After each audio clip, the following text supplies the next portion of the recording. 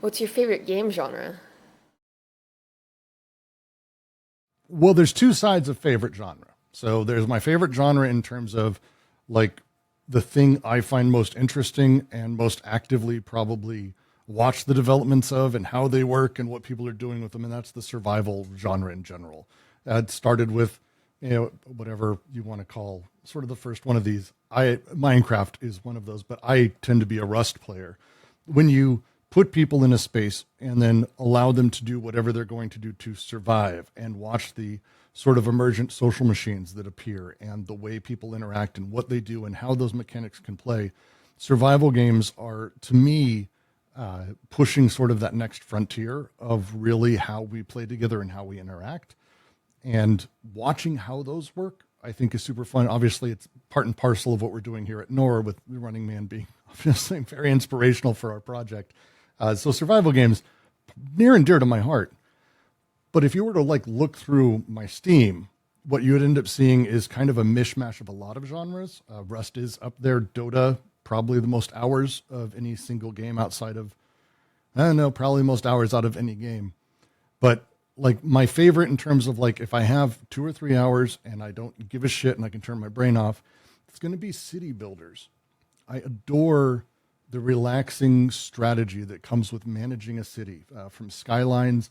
Fucking love Cities XL, Once Upon a Time from that team before, and Dwarf Fortress, which is probably my favorite video game of all time. The creating a place for ants to run around, building an ant farm, has been my favorite since I was very little.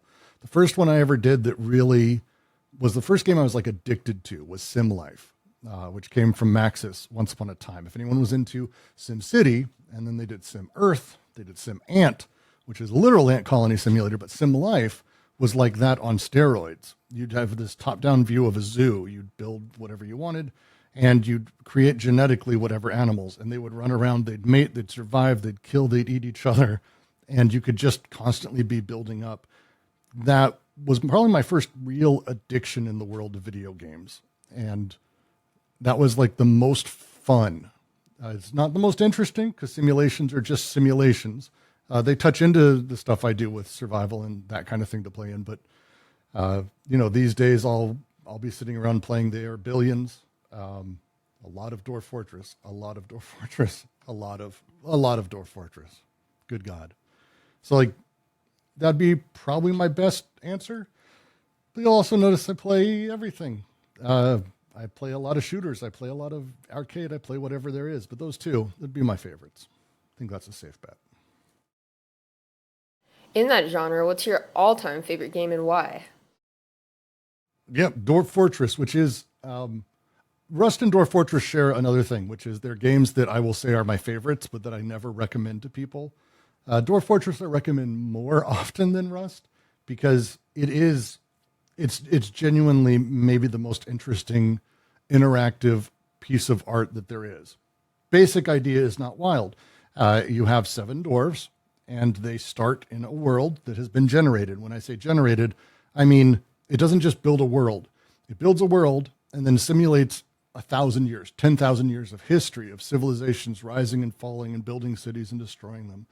And you kind of insert your 7 dwarves right here in this one spot and then try to survive. That's it. They will die. They will get killed. They will drown themselves. They will blow themselves up. They don't really know what to do. They try to survive. But you, sort of as the sort of deity manager, you go, oh, mine here, dig here, build this, do this, all of these things. You set that up. This sounds simple on its face, but Dwarf Fortress takes great pains to simulate things to an almost absurd degree. The guys behind it, Tarn is the one I've gotten to sort of email back and forth with over the years. They're just 2 guys in basically their basement running on an ancient ASCII engine that is genuinely ugly. The Steam release is much prettier. And the way that they think about things tends to be how I do. What is the system that we're playing with? How deep does it go? It includes my favorite patch note of all time, which is once upon a time when you killed vampires, if a dog drank their blood, it wouldn't turn him into a vampire, despite vampiric blood supposedly being the thing that makes you a vampire.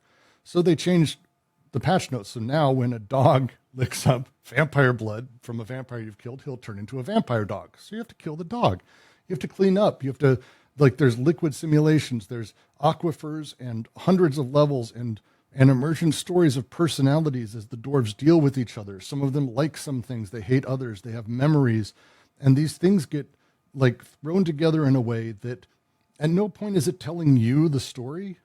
Instead, you are literally crafting the story as you play. You're saying what your fortress's name is, what they care about, what they do.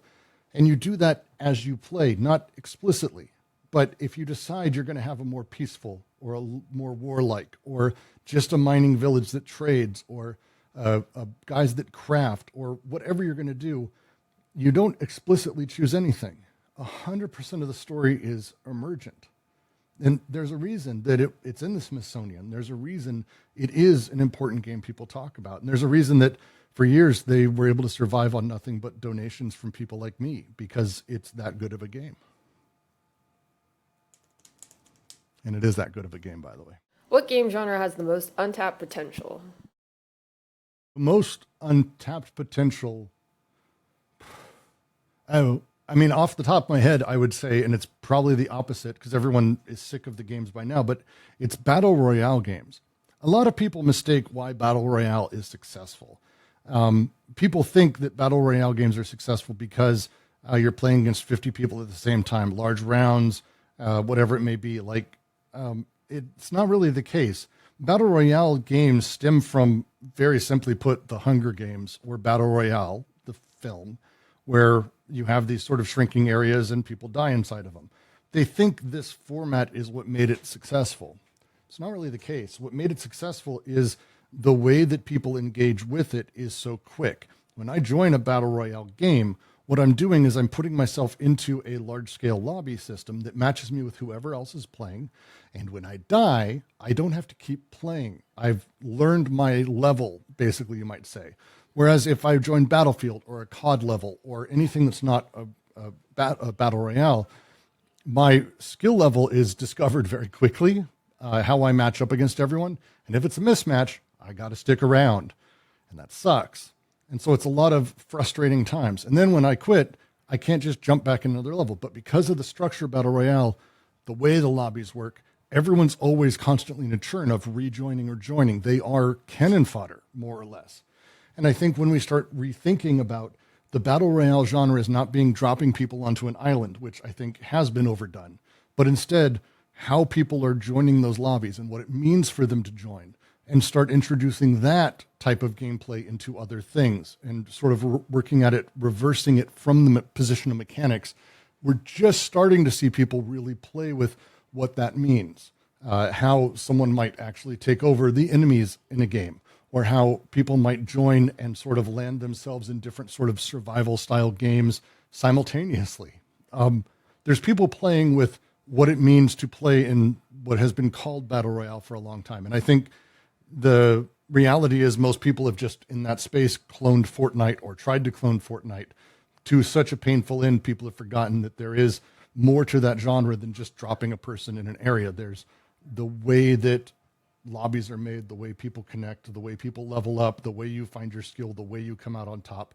And that thing, I think there's an extraordinarily large amount of work that can be done to really build those systems out, to understand really the drivers behind them and how they might match in and actually start crossing over to other genres.